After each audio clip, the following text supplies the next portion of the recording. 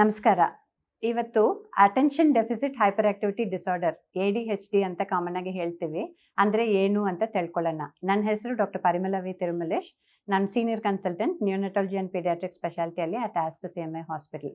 So ಈಗ ಈ diagnosis ಸ್ವಲ್ಪ ಕಾಮನ್ ಆಗಿಬಿಟ್ಟಿದೆ ಆ್ಯಕ್ಚುಲಿ. ಸ್ಕೂಲ್ ಟೀಚರ್ಸಿಂದ ಹಿಡಿದು ಪೇರೆಂಟ್ಸೇ ಆಗಲಿ ಅವರವರೇ ಡಯಾಗ್ನೋಸ್ ಮಾಡ್ಕೊಳ್ಳೋದಾಗಲಿ ಆ ಥರ ಲೇಬಲ್ಸ್ ಸುಮಾರು ಮಕ್ಕಳಿಗೆ ಹಾಕ್ತಾ ಇದ್ದಾರೆ ಆ್ಯಕ್ಚುಲಿ.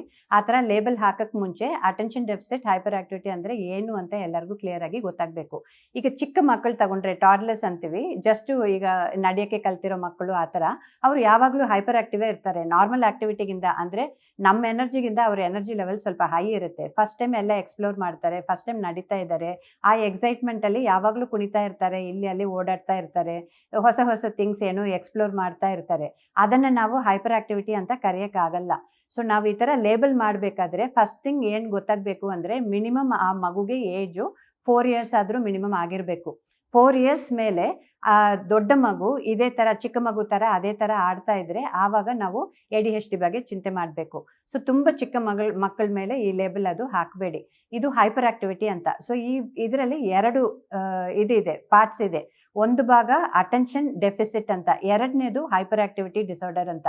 ಅಟೆನ್ಷನ್ ಡೆಫಿಸಿಟ್ ಅಂದರೆ ಯಾವುದ್ರಲ್ಲಿನೂ ಕಾನ್ಸಂಟ್ರೇಟ್ ಮಾಡೋಕ್ಕಾಗಲ್ಲ. ಈಗ ಕಾನ್ಸಂಟ್ರೇಟ್ ಮಾಡೋಕ್ಕಾಗಲ್ಲ ಅಂದರೆ ಒಂದು ಕಡೆ ಕೂತ್ಕೊಂಡು ಏನೋ ಒಂದು ಕೆಲಸ ಕೊಟ್ಟರೆ ಅದನ್ನು ಆ ಬೇಬಿ ಕೈಯಲ್ಲಿ ಕಂಪ್ಲೀಟ್ ಮಾಡೋಕ್ಕಾಗಲ್ಲ. ಸೊ ಇದೂ ಟಾಡ್ಲರ್ಸಲ್ಲಿ ನಾರ್ಮಲ್. ತುಂಬ ಚಿಕ್ಕ ಮಕ್ಕಳಿಗೆ ಅಷ್ಟೊಂದು ಅಟೆನ್ಷನ್ ಸ್ಪ್ಯಾನ್ ಇರೋದಿಲ್ಲ, ಇನ್ನೂ ಅವ್ರ ಬ್ರೈನ್ ಬೆಳೆದಿಲ್ಲ.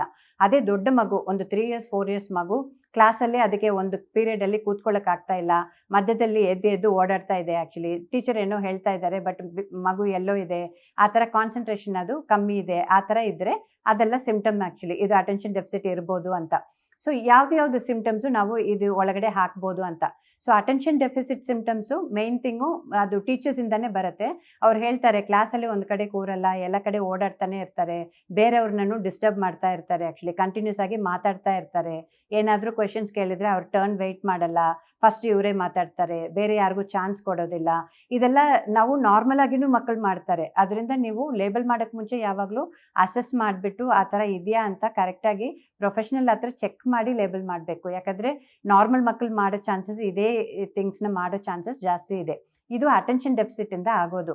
ಇನ್ನೊಂದು ಹೈಪರ್ ಆಕ್ಟಿವಿಟಿ ಅಂದರೆ ಈಗ ಸುಮಾರು ಮಕ್ಕಳು ತೀಟೆ ಅಂತ ಅದಕ್ಕೆ ಒಂದು ಲೇಬಲ್ ಹಾಕಿಬಿಟ್ಟು ಹಂಗೆ ಬಿಟ್ಬಿಡ್ತಾರೆ. ಅದ್ರ ಬಗ್ಗೆ ಜಾಸ್ತಿ ತಲೆ ಕೆಡಿಸ್ಕೊಳ್ಳಲ್ಲ. ಬಟ್ ಅದು ಬರೀ ತೀಟೆನ ಇಲ್ಲಾಂದರೆ ಹೈಪರ್ ಆಕ್ಟಿವಿಟಿಯಿಂದ ಮಾಡ್ತಾ ಇದ್ದಾರಾ ಅಂತ ನೋಡೋಕ್ಕೆ ಏನು ಮಾಡಬೇಕು, ಚಿಕ್ಕ ಚಿಕ್ಕ ಕೆಲಸಗಳು ಕೊಡ್ಬೋದು ಅವ್ರಿಗೆ.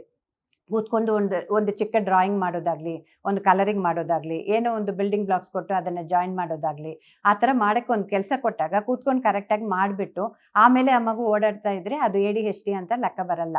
ಅದೇ ಆ ಮಗು ಕೈಯಲ್ಲಿ ಅದು ಮಾಡೋಕ್ಕಾಗ್ತಾ ಇಲ್ಲ, ಒಂದು ಇದು ಶುರು ಮಾಡುತ್ತೆ, ಅರ್ಧಲ್ಲಿ ಬಿಟ್ಬಿಟ್ಟು ಬೇರೆ ಎಲ್ಲೋ ಹೋಗುತ್ತೆ, ಅದನ್ನು ಅರ್ಧಲ್ಲಿ ಬಿಟ್ಬಿಟ್ಟು ಇನ್ನೊಂದು ಕೆಲಸಕ್ಕೆ ಹೋಗುತ್ತೆ, ಈ ಥರ ಫ್ಲಿಪೆನ್ಸಿ ಥರ ಕಂಟಿನ್ಯೂಸ್ ಆಗಿ ಇದ್ದರೆ ಆವಾಗ ನಾವು ಇದನ್ನು ಸಸ್ಪೆಕ್ಟ್ ಮಾಡ್ಬೋದು.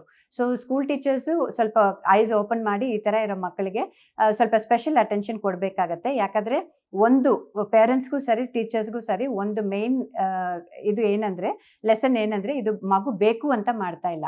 ಅದರಿಂದ ನೀವು ಮಗುನ ಹೊಡಿಯೋದು, ಮಗುನ ಬೈಯೋದು ಆ ಥರ ಎಲ್ಲ ಮಾಡಿದ್ರೆ ಅದು ಒಳ್ಳೆಯದಲ್ಲ. ಯಾಕಂದರೆ ಮಗು ಕಂಟ್ರೋಲಿಂದ ಮಾಡ್ತಾ ಇಲ್ಲ, ಬೇಕು ಅಂತಲೂ ಮಾಡ್ತಾ ಇಲ್ಲ.